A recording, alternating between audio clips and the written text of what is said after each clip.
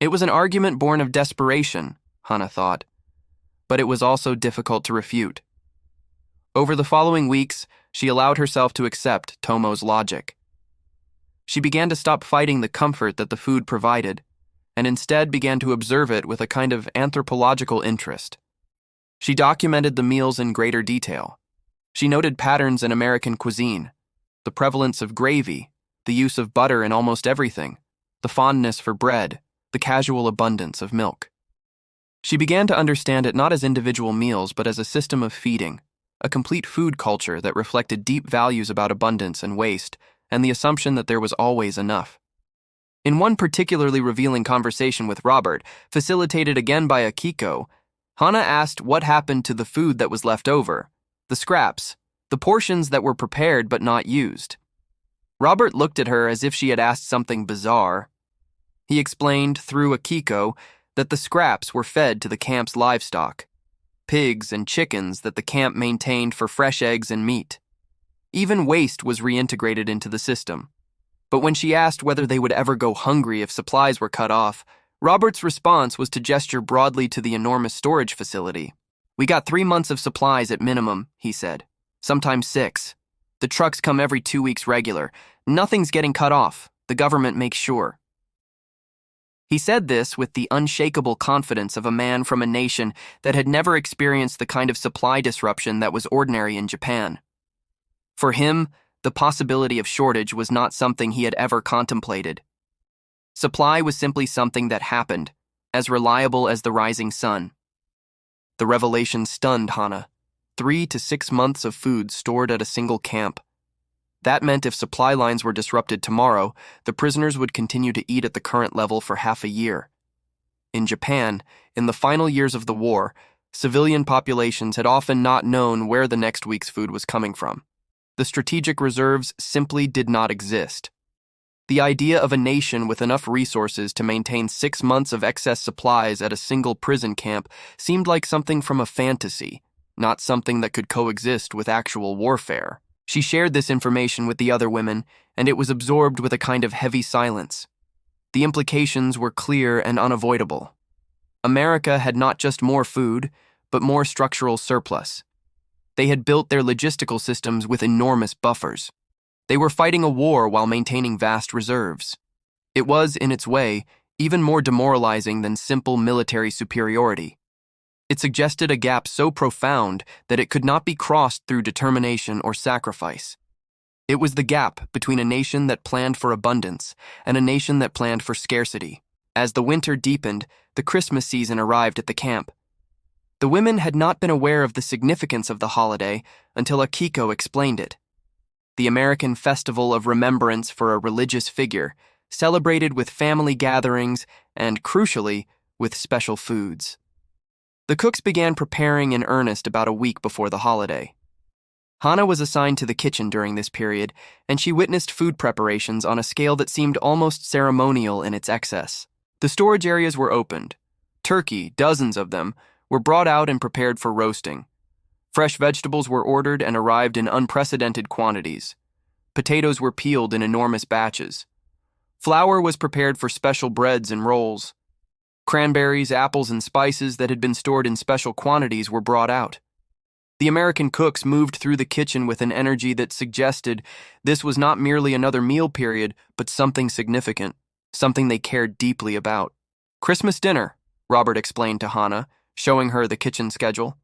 He pointed to December 25th and then pointed to an enormous list of food items scheduled to be prepared.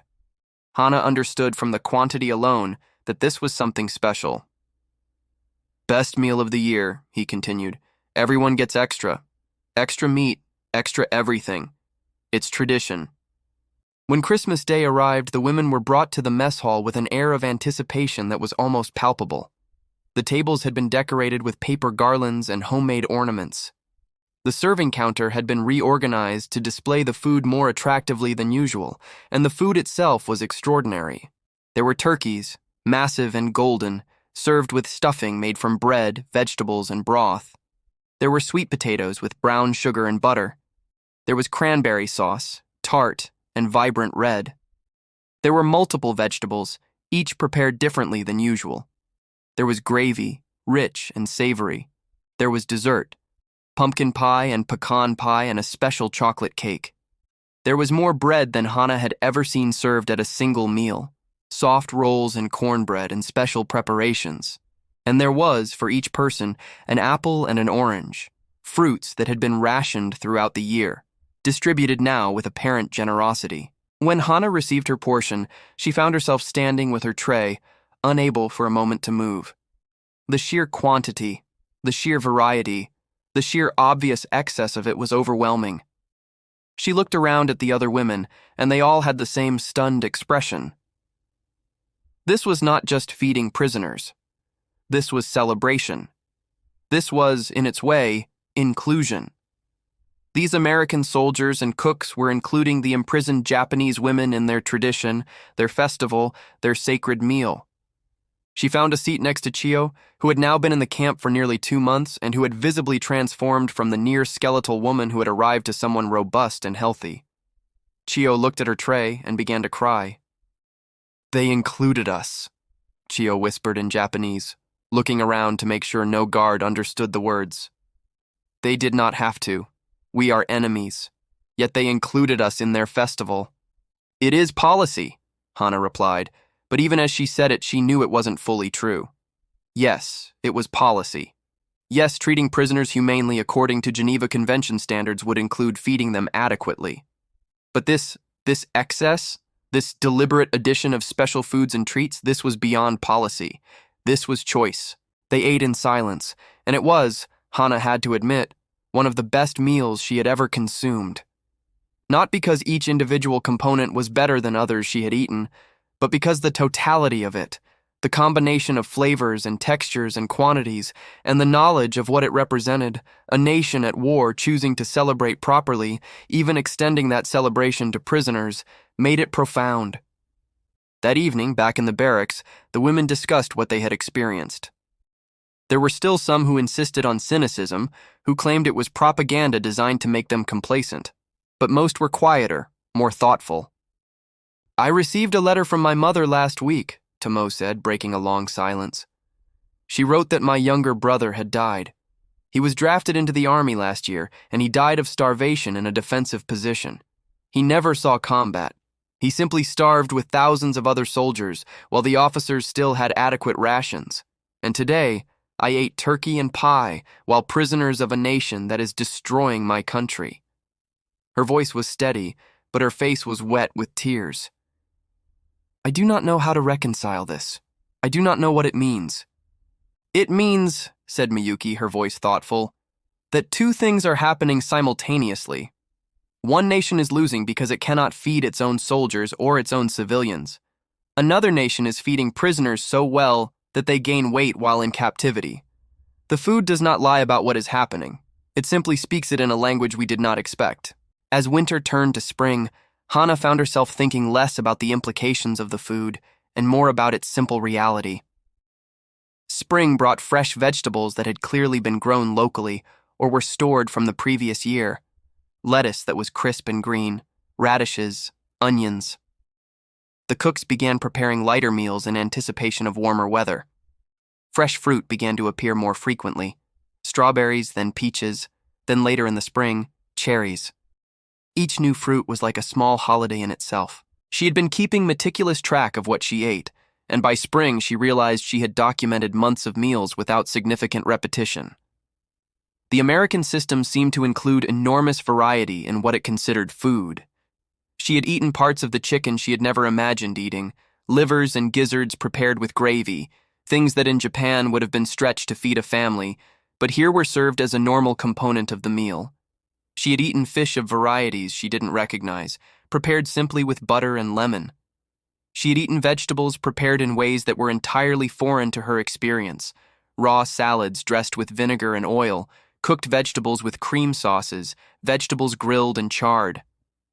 One day in May, about 6 months into her captivity, Hannah was assigned to receive a shipment of food supplies. The truck arrived as it did every 2 weeks, and she was asked to help check items off a list as they were unloaded. As the quantities arrived, crates of fresh vegetables, boxes of meat, sacks of flour and sugar, cases of canned goods, she found herself doing mental mathematics.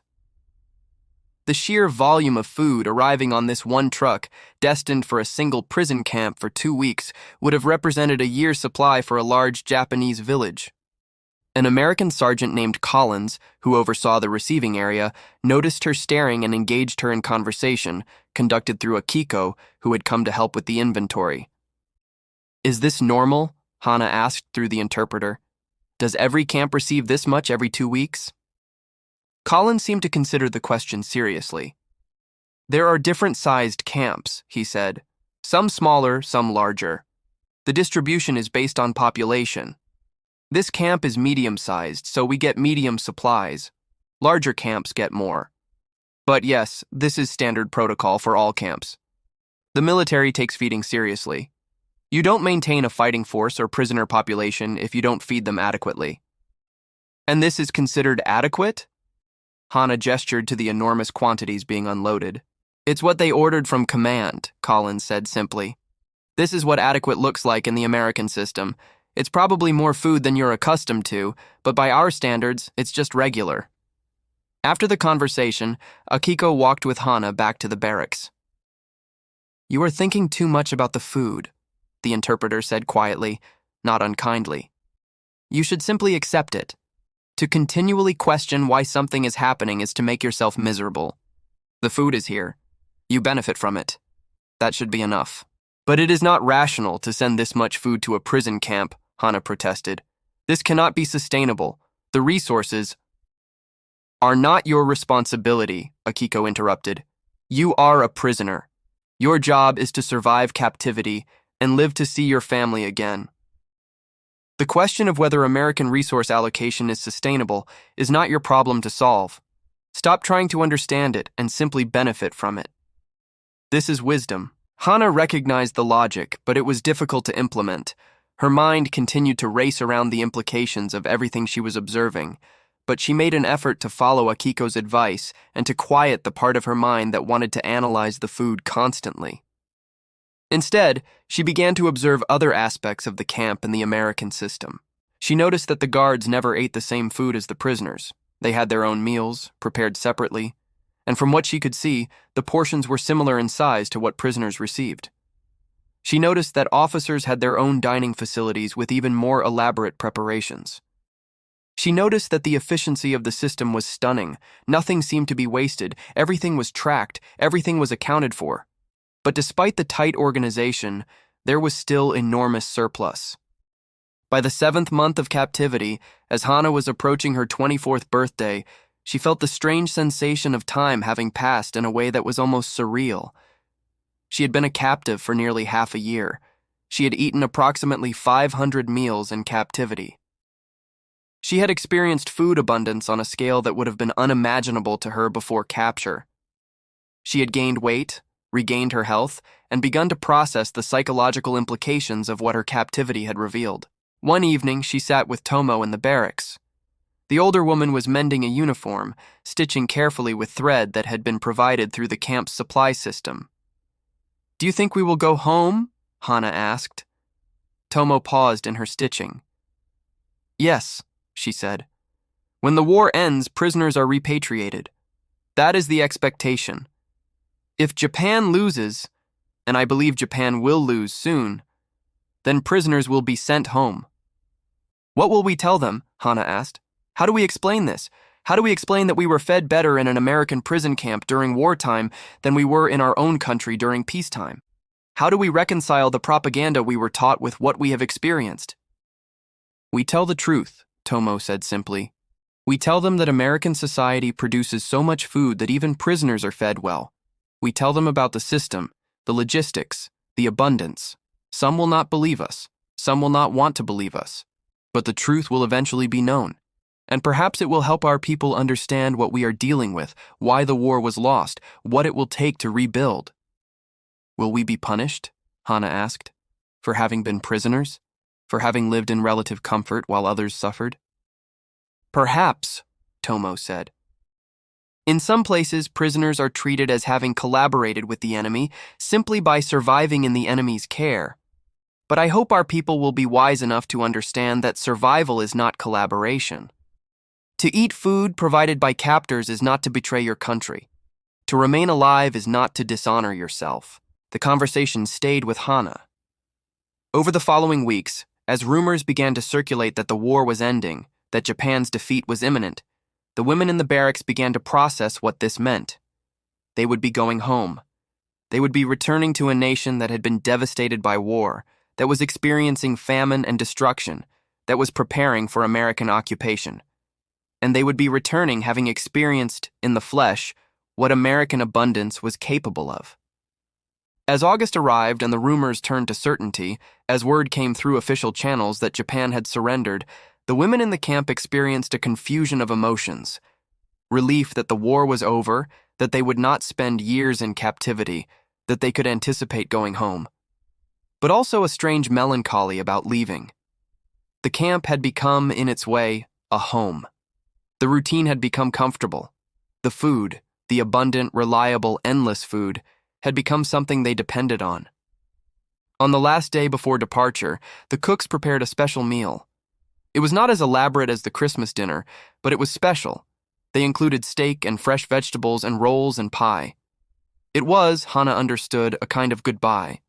The American cooks and guards, many of whom had become familiar faces over the months, were saying farewell in the only way they could, through food.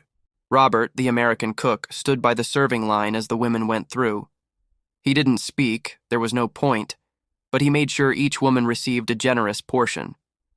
When Hana reached him, he smiled at her, that same simple, genuine smile he had worn all through her captivity, and gave her an extra piece of pie.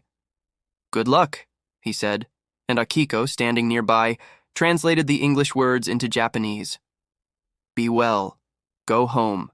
Be happy." That night, Hana sat on her bunk and wrote the final entry in the journal she had been keeping. She wrote about the food, about how it had changed her understanding of the world, about how the sheer abundance of American resources had made clearer to her the vast gap between nations, about how the systematic, generous feeding of prisoners had revealed something about American culture that was almost incomprehensible to someone raised in a scarcity mindset. She wrote about how she would remember the taste of meat every day, about how she would miss the simple luxury of regular, predictable meals. And she wrote about how grateful she was, despite everything, despite the war and the capture and the complex emotions of being an enemy who had been treated with basic humanity. "They could have starved us," she wrote. "They could have subjected us to deprivation as punishment for being Japanese. Instead, they fed us. Every single day, they fed us. I do not fully understand why. Perhaps it is because they are wealthy enough that feeding prisoners is not a burden. Perhaps it is because their rules require it. Perhaps it is because the men who feed us believe that feeding people is a good thing, regardless of political circumstances. Whatever the reason, the result is that I am leaving this place alive, healthy, and forever changed in my understanding of what is possible when abundance, rather than scarcity, is the starting assumption."